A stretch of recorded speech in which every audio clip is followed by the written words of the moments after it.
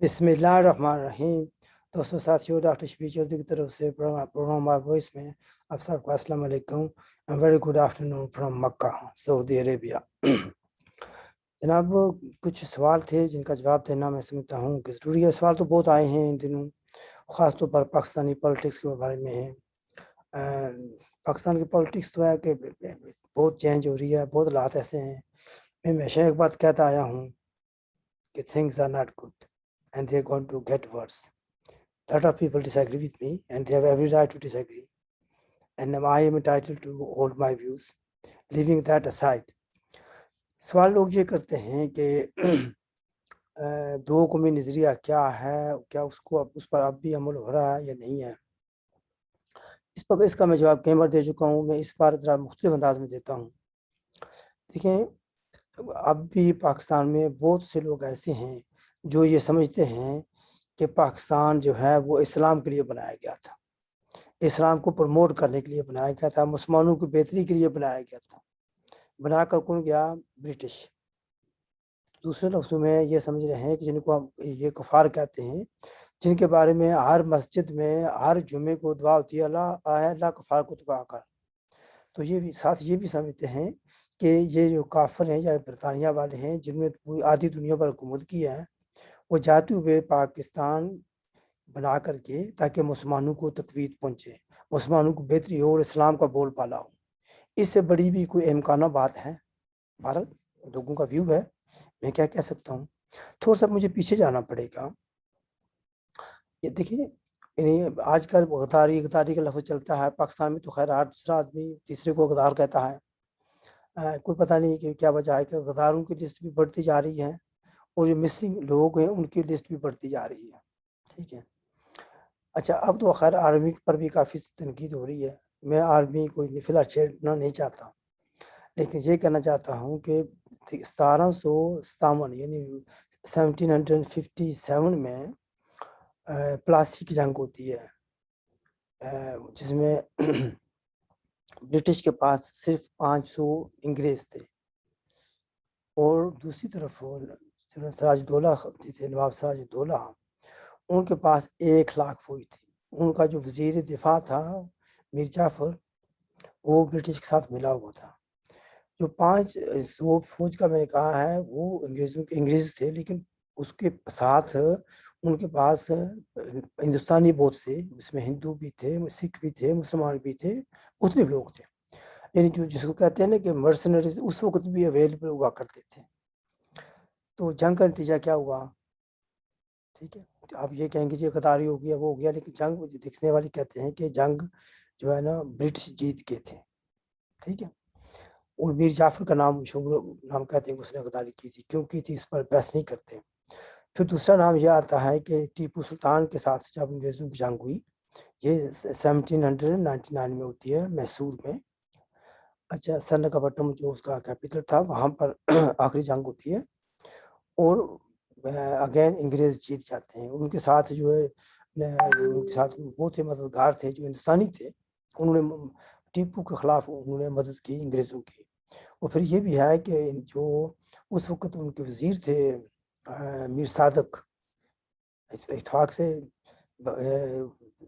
Plastic जंग में भी साजिश करने वाले या गद्दारी करने वाले मुसलमान थे मीर जाफ़र, और 1799 में टीपू के खिलाफ गद्दारी करने वाले भी और ब्रिटिश का साथ देने वाले भी मुसलमान थे मीर सादक।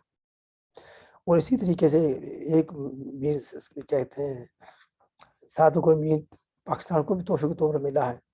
इमरान खान वो भी कोई तबाही बर्बादी करके जाएगा। अगेन इस टॉपिक को फिर कभी छेड़ेंगे। तो मैं ये कहना चाहता हूँ कि अंग्रेज़ों की तादाद जो है ना, बरतानिया से आए हुए अंग्रेज़ों की तादाद बहुत कम थी इंडिया में। इवन एट द पीक, यानी इवन जब सेकंड वर्ल्ड वार भी लगी हुई थी, बहुत से हिंदुस्तानी लड़ रहे थे ब्रिटिश की तरफ से। सिर्फ ये है ना जिसको कहा जाता है रियासत जम्मू कश्मीर, 60,000 लोग जो हैं वो ब्रिटिश के लिए लड़ रहे थे रियासत जम्मू कश्मीर से। आप देख लें, तो ब्रिटिश राज किसने कायम रखा और कितने लोग थे जिन्होंने उस वक़्त मदद की ब्रिटिश की। फिर 1857 का वक़्त आ जाता है जिसको कुछ लोग गदर कहते हैं, कुछ कहते हैं आज़ादी की जंग थी, इस पर भी मुख्तलिफ राय हैं। उस वक्त भी अंग्रेज़ों की हिमायत की किसने की? बहुत से मुसलमानों ने की, बहुत से नॉन मुस्लिम ने भी की।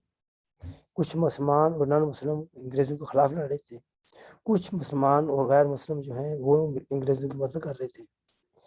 जो पाकिस्तान के बड़े इस वक्त साबिक वज़ीर ख़ारजा कह लें, पीर भी बने हुए हैं, पता नहीं क्या-क्या बने हुए हैं। उनके बाबा अजदाद थे, उन्होंने अंग्रेज़ों की मदद की थी। मुसलमानों को मारने में बड़ा फ़ख्र महसूस किया था उन्होंने। बेशुमार लोगों की लिस्ट है, मेरे पास वो किताब भी है जिसमें पूरी तफ़सील है। गुज़ारिश मैं ये करना चाहता हूँ कि even at the height of the British Raj, अंग्रेज़ों की तादाद 10,000 से ज़्यादा नहीं की। तो उसको कंट्रोल उन्होंने कैसे रखा? हिंदुस्तानी लोगों की मदद से रखा। ठीक है जी। खैर हिंदुस्तान ये कहना पड़ता है कि ये अनडिवाइडेड हिंदुस्तान था, इसमें सारे लोग आते थे। जिन लोगों ने ब्रिटिश की इतनी मदद की, बड़े-बड़े जागीरदार थे और आर्मी वालों ने की, तो उनको कुछ ना कुछ तोहफ़ा तो मिलना चाहिए था ना। तो जाते हुए अंग्रेज़ बेवकूफ़ नहीं थे, हम लोग बेवकूफ़ हो सकते हैं, हमारी सोच बड़ी थोड़ी है। तो जाते हुए उन्होंने सोचा कि हिंदुस्तान जैसा इतना बड़ा मुल्क, इतने बड़े रिसोर्सेज़, उस वक़्त भी जब वो अंग्रेज़ जा रहे थे तो तकरीबन 4 लाख के नज़दीक उनकी हाइली ट्रेन्ड जो है ना British trained highly trained army मौजूद थी, जो वो आर्मी जिसने सेकंड वर्ल्ड वॉर में बड़े नुमायाँ कारकर्दगी दिखाई, वो मौजूद थी। असले की फैक्ट्रियाँ थी, बेपनाह रिसोर्सेज़ थे, बड़े काबिल जर्नैल थे। तो क्या ये ख़्याल है आपका कि अंग्रेज़ पागल थे, उनको पता नहीं था भई हम जाएँगे तो ये क्या होगा यहाँ पर? इतना बड़ा मुल्क, इतने बड़े रिसोर्सेज़, इतनी बड़ी आर्मी, इतने असले की फैक्ट्रियाँ, वो इसी तरीके से छोड़कर चले जाते, तो हिंदुस्तान एक बहुत बड़ी क़ुव्वत बन जाता। वो क़ुव्वत बनकर रशिया अपनी जगह सेकंड वर्ल्ड वॉर के बाद एक सुपर पावर बन गया, अमेरिका अपनी जगह सुपर पावर था, लेकिन ब्रिटिश जो है ना उसका राज जब ब्रिटिश की जो पावर थी या उसकी सुपर पावर ऐसी थी वो डिक्लाइन हो चुकी थी, सेकंड वर्ल्ड वॉर के बाद। तो फिर उन्होंने ये सब कुछ सोचा था कि ये लोग अपना मुस्तकबिल से देखते हैं। तो उन्होंने इस खित्ते को डिवाइड करना ज़रूरी समझा था कि ये खित्ता उनके मफादात का तहफ़्फ़ुज़ कर सके। उन्होंने पाकिस्तान के नाम से स्ट्रैटेजिकली इम्पोर्टेंट जगह पर पाकिस्तान कायम किया।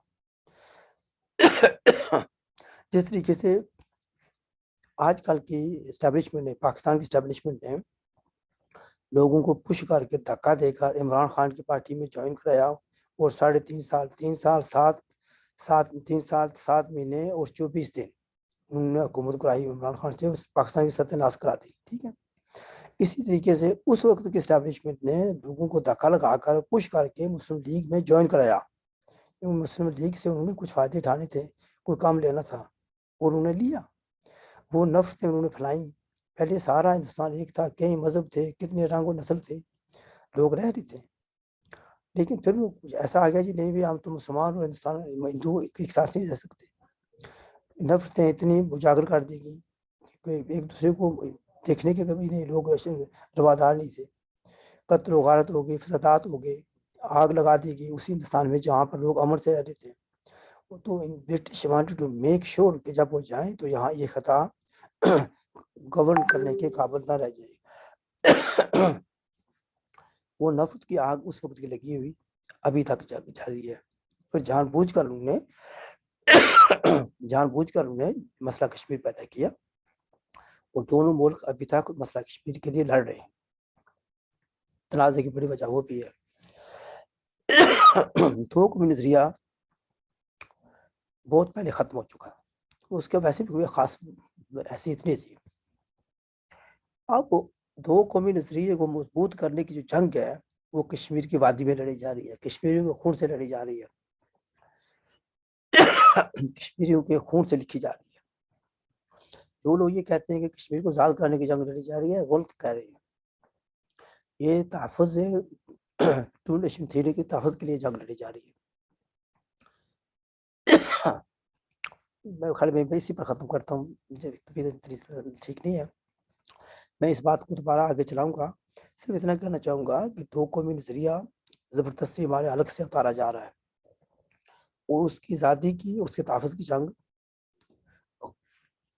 जम्मू कश्मीर में लड़ी जा रही है और मुझे कोई इनकलाब आ जाए तो मैं नहीं जानता, फिलहाल किसी जगह से नज़र नहीं आ रहा।